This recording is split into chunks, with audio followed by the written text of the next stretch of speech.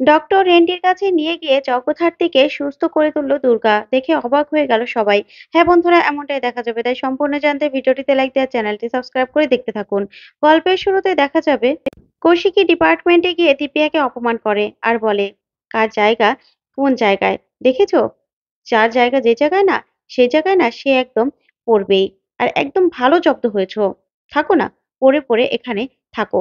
থাকো তুমি, তোমার উচিত শিক্ষা পাওয়া দরকার। এই বলে কৌশিকী সেখান থেকে চলে যায়। তখন দিব্যা বলে, কৌশিকী, কৌশিকী দাঁড়াও। তখন কৌশিকী কিছুতেই দিব্যার কথা শোনে না। তখন দিব্যা বলে, তোমরা তো জানো না, কি ভেবেছো দুর্গা কোম্পানির দায়িত্ব নেবে? কিছুতেই নিতে পারবে না, নিতে পারবে না। সেই দিন উৎসব মুখার্জি আর মেহেন্দি মুখার্জি দুর্গাকে শেষ করে দেবে, শেষ করে দেবে। তুমি শুধু দেখবে, দেখবে। ওদেরকে তো চিনো না, ওরা কি করতে পারে তুমি এখনো জানো না। এই বলে দিব্যা হাসতে থাকে। অন্যদিকে দেখা যাবে রাজনাথ ফোনে কথা বলছিল। চন্দ্রনাথ সেখানে চলে আসে আর সে বলে, মেজদা শোন, কথা আছে। তখনই রাজনাথ বলে, বল কি হয়েছে?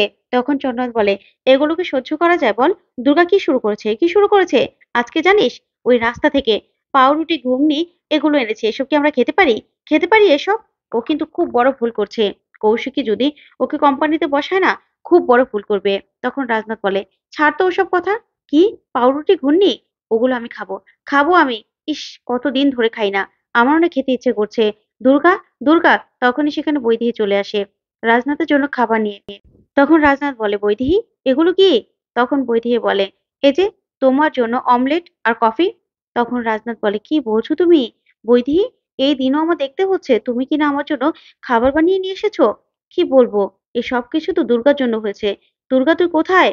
তখন দুর্গা আসলে রাজনাথ বলে, এ দুর্গা, তোর ঠাকুমা, তোর ঠাকুমা আমার জন্য খাবার বানিয়ে নিয়ে এসেছে রে। তখন দুর্গা বলে, হ্যাঁ বানিয়ে নিয়ে এসেছে, তো খা না।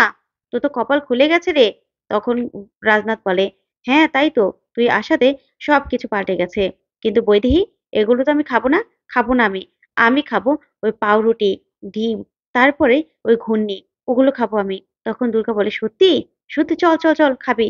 এই বলেই রাজনাথ দুর্গার সঙ্গে চলে যায়। এদিকে চন্দ্রনাথ বলে, বৌদি কি হবে এখন? তখন বৈদেহী বলে, দেখেছো, এগুলো খেলো না, তাহলে কি করব? তাহলে কি করব, এগুলো ফেলে দেবো? তখন চন্দ্রনাথ বলে, না না বৌদি, আমি না খাইনি, ওসব খাওয়া যায় নাকি? কি সব খাবার? এসব রাস্তার খাবার, কোনোদিনও আমি খাইনি। দাও আমি খেয়ে নিচ্ছি। তখনই বৈদেহী বলে, নাও। তারপর বৈদেহী বলে, এই মেয়েটা না আমার জীবন পুরো শেষ করে দিচ্ছে। তখন চন্দ্রনাথ বলে, ঠিকই তো, এই দুর্গা কি কিভাবে কথা বলে, আর কি ওর চালচলন, আর কি যে করতে চাইছে সেটাই তো বুঝতে পারছি না। তখন বৈদেহী বলে, ঠাকুরপো, ওর সঙ্গে না আমরা পেরে উঠবো না। দুর্গা কিন্তু অনেক চালাক। ও যে কখন কি করবে সেটা আমরা কেউ বুঝতে পারবো না। কেউ না, কেউ জানি না। তাই আমাদেরকে সাবধানে পা ফেলতে হবে। তখন চন্দ্রনাথ বলে, হ্যাঁ, কিন্তু ওই যে ওদিন যে সবকিছু তুলে দেবে ওর হাতে। তখনই দেখা যাবে রাজনাথ সেখানে চলে আসে আর এসে বলে, ইস কি খেতে হয়েছে, কতদিন পরে খেলাম, ভালো লাগছে, অনেক ভালো লাগছে। তখন দুর্গা বলে, ভালো লাগছে তো তোর, খা খা। তারপরে রাজনাথ বলে, আমি না দুপুরেও ওই বাইরের হোটেল থেকে খাবার খাবো, বুঝতে পেরেছিস? তখন দুর্গা বলে, সত্যি গুবলু বুড়ো, ঠিক আছে, আমি আর তুই খাবো। এদিকে দুর্গাকে ফোন করে কৌশিকী। তখন দুর্গা বলে, হ্যাঁ কৌশিকী বল। তখন কৌশিকী বলে, শোন দুর্গা, তোর জন্য যে গাউন বানানোর কথা ছিল সেই গাউন আমি পাঠিয়ে দিয়েছি, তুই ট্রায়াল দিয়ে দেখে নিস তো। তখন দুর্গা বলে, গাউন? কিসের গাউন? তখন কৌশিকী বলে, আরে ওই দিন যেদিন তুই কোম্পানির দায়িত্ব নিবি সেদিন যে পরবি, সেটাই। তখন দুর্গা বলে, সত্যি? আমার ড্রেস, আমার জন্য ড্রেস চলে এসেছে। তখনই চন্দ্রনাথ দুর্গাকে বলে, যেই মেয়ে কথার ভাষার ঠিক নেই সে কি না আবার গাউন পরবে? তখন দুর্গা বলে, দেখ, সাবধানে কথা বলবি, সাবধানে কথা বলবি তুই। আমার কথা ঠিক নেই মানে? তাতে কি হয়েছে? তাতে কি হয়েছে? আমার ভদ্রতা ঠিক নেই তাতে কি হয়েছে? কি হয়েছে? তোদের তো ভদ্রতা ঠিক আছে তাই না? তোরা এরকমই ভদ্র যে তোদের ভয়ে। আমার দাদু, আমার দাদু আমাকে ছোটবেলায় নিয়ে আশ্রমে রেখে আসতে বাধ্য হয়েছিল তোদের ভয়ে। তোরা এতটাই ভদ্র, তোদের কাছে একটা শিশু পর্যন্ত সেফ ছিল না। তাহলে তোদের সেই ভদ্রতা দিয়ে লাভ কি? লাভ কি? তোদের সেই ভদ্রতা আমার চাই না, বুঝতে পেরেছিস? সেই ভদ্রতা আমার চাই না। তখনই চন্দ্রনাথ আর কিছুই বলতে পারে না। তখন দুর্গা বলে, শোন, চাই না আমার কিছু, চাই না কিছু। তখনই কৌশিকী আবারও দুর্গাকে ফোন করে আর ফোন করে বলে, দুর্গা কি হয়েছে রে? তোর জন্য গাউন পাঠিয়েছি। তখন দুর্গা বলে, চাই না, আমার কিচ্ছু চাই না। তখন কৌশিকী বলে, দুর্গা তুই এই ড্রেস পরে আসতে পারবি না। দেখ সেদিন গণ্যমান্য অনেক মানুষ থাকবে, তুই না কারো কথা কানে নিবি না। তুই শুধু এটা মনে রাখবি যে তুই তুই আমাদের কোম্পানির মাথায় বসবি। এই পুরো সাম্রাজ্য তোকে চালাতে হবে। এই পুরো সাম্রাজ্যের একমাত্র রানী হবি তুই। তাই কারো কথায় না কোনো রকম কোনো রাগ করবি না। বুঝতে পেরেছিস? তোকে তোর জায়গাটা বুঝে নিতে হবে। তোকে সবকিছু চালাতে হবে।